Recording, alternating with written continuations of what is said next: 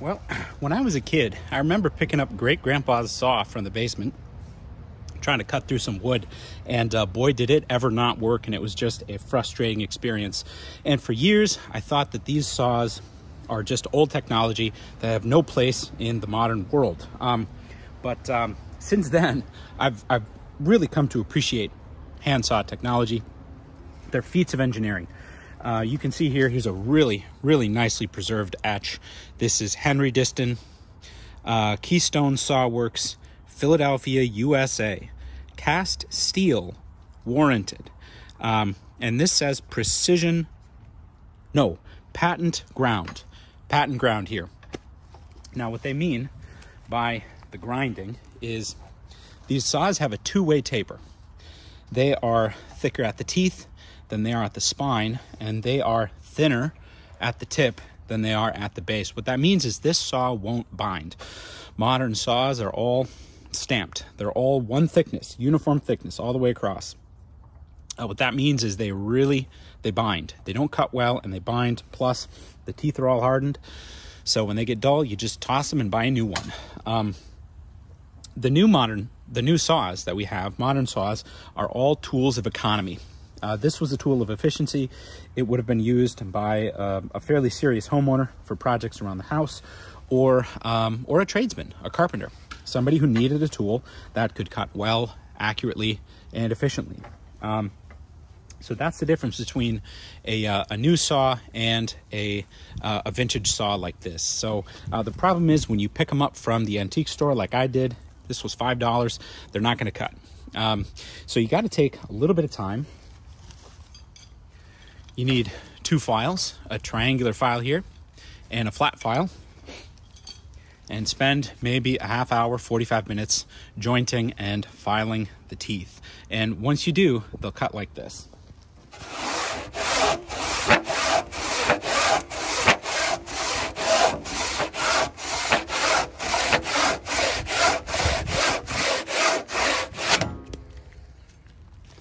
Okay, so you really only need two tools. Any file will do, any flat file. And then you're gonna want a triangle file. You can use a square file if it's got a fairly tapered edge, but triangle file is the way to go. This is a very cheap file. I think I got this in a pack of other files several years ago, and it still works. So you can pick these up at Home Depot, even Lowe's. First thing you're gonna wanna do, if you're picking up, this saw is actually not too bad.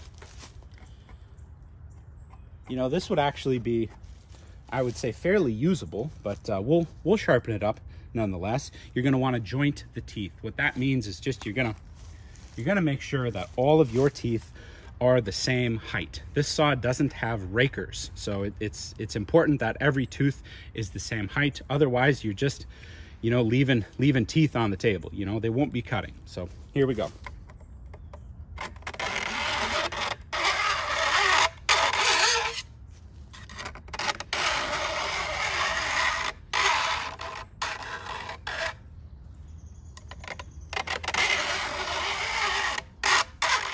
All right, here is why it's important to joint these teeth. You can see these are all different heights right now. The first tooth has a shiny flat spot here. The second tooth has a little bit less of a flat spot. This third tooth, even less, and the fourth tooth, no metal taken off yet. So this fourth tooth is significantly lower, which is pretty typical of these saws because this is probably where the cut would have started. So these teeth tend to get a little bit less worn than these teeth here. And then as you go further in, you know, you just have varying heights. So that's why it's really important to file these all down.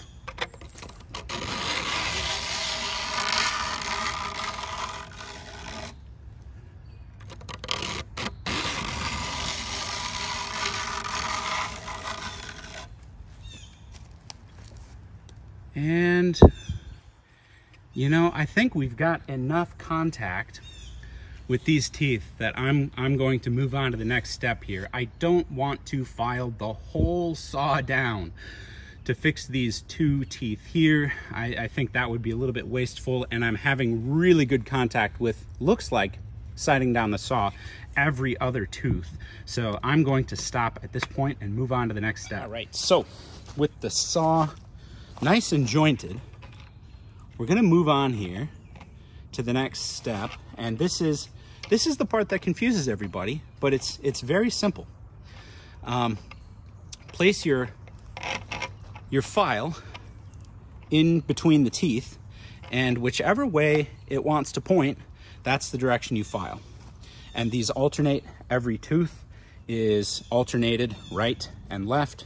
So if you find the direction one tooth goes, the other ones alternate. So let's get started. This is going to be the hardest part of the saw here, just because it wants to wiggle so much. So let's see, we got, where were we?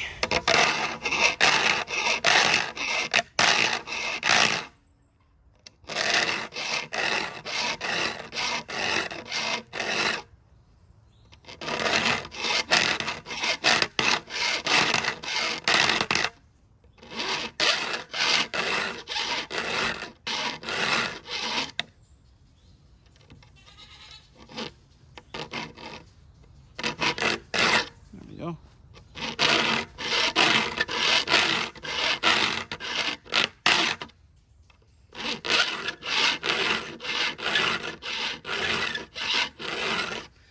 You can hear the difference in pitch as the saw flexes less.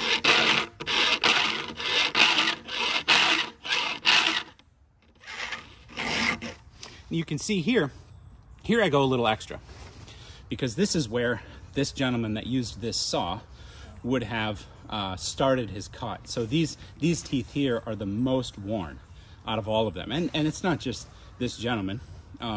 Anybody who uses these saws generally stops their cut a little bit shy of the end.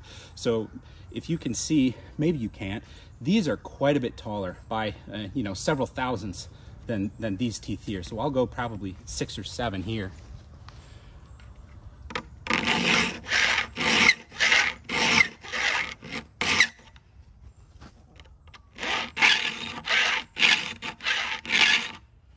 There we go, looking good.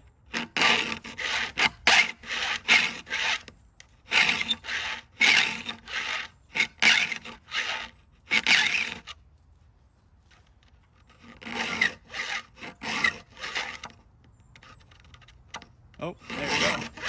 These teeth are quite a bit smaller.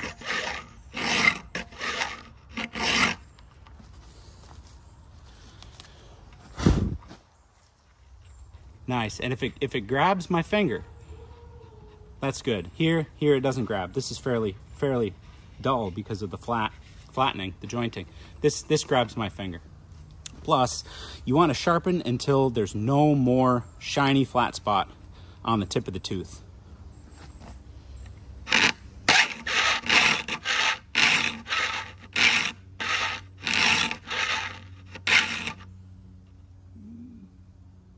Pretty good. And this is this right here is the real most worn spot. I mean, there's probably a 1/16 of an inch between this tooth and this tooth. If you can see that, I'll try to zoom in. So this is what I think is so cool about these saws. This is the signature of the man that used this saw. He started his cuts right here. You see how much lower these teeth here that I've already filed are than this tooth. I mean, this is, like I was saying, I would say that's a full 1/16 of an inch. I can almost hardly get my file in between these teeth. So this needs to be filed down quite a bit. It's now the same height as the other teeth, but I want a lot more cutting surface area than this tooth is currently giving me.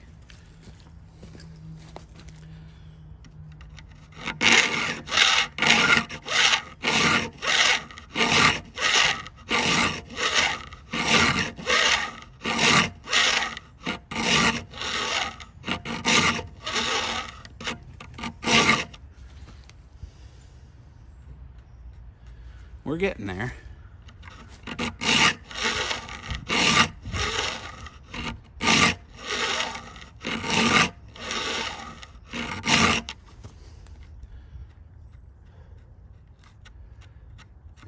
And look at that. Look at that burr on there. It's a burr on the backside, big one.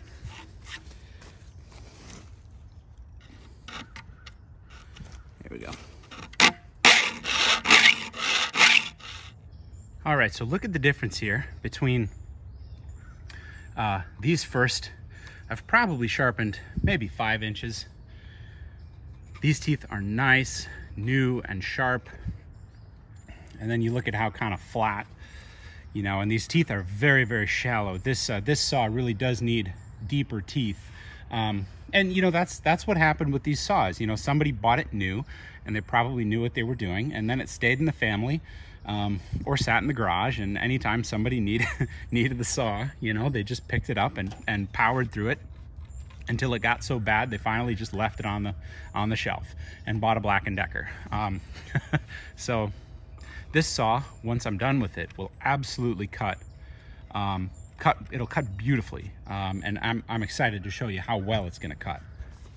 And you know, this tooth here is another one that got really uneven wear. You know, you can kind of read the saw.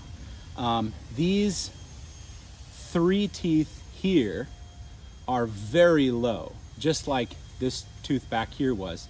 Maybe it was this one. So he didn't like to use the full length of his saw. His wear pattern is like right here. Probably, I'd say the tip is a little bit worn, and then this, you know, these 6 inches here are where he did most of his sawing. So let's see where we're at. We gotta go here. Let's see, am I in frame? All right. All right, so I'm about halfway done, and thought it would be time for a cup of my Grizz Whiz. This is from Outdoor Boys. I love watching Outdoor Boys. Every Saturday morning, Luke over there puts out a new video, and my boys know on Saturday morning we watch Outdoor Boys. So that's a blast, but let's keep sharpening. Let's see what we got here.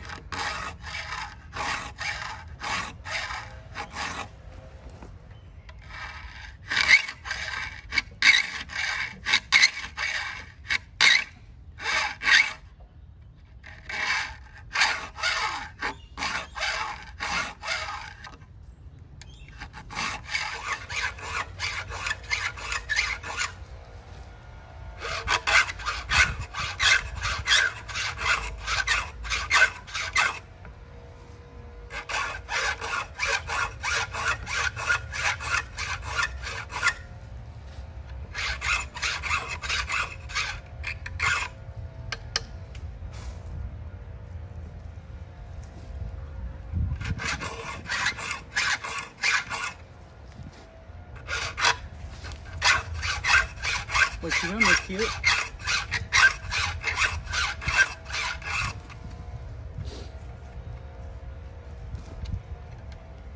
Well, that one's not quite.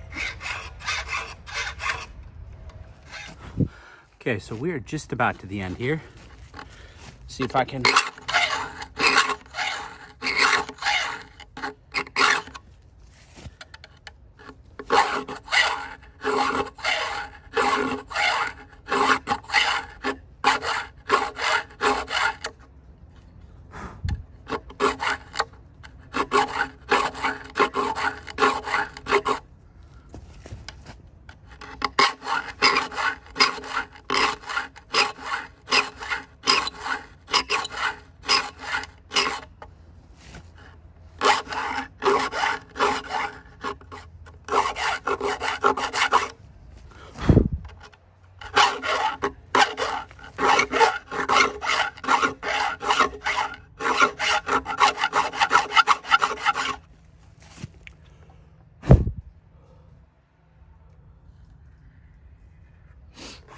All right, so this part isn't necessary,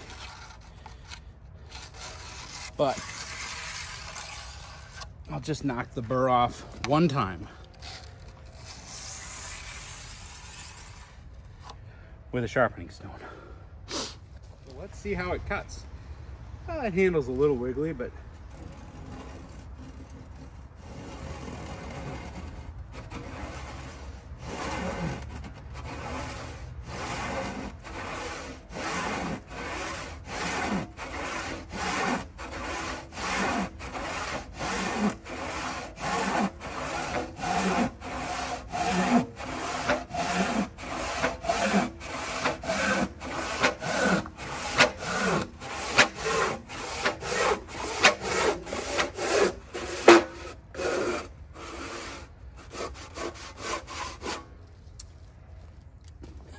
look at all that pine pitch on there. My fingers are all sticky. So here's the cut. Look at that. Just beautiful, nice and clean, nice and square. I don't have to push at all on this saw. Push down, that is. Let's see, can you guys make out what that is? TJ? Oh, there's one up here too. There's a couple of them. There's one here, and there's one here. TJ Clement. I think that's what that says. That's pretty cool. So TJ, wherever you are, here or in heaven, I've got your saw. Henry.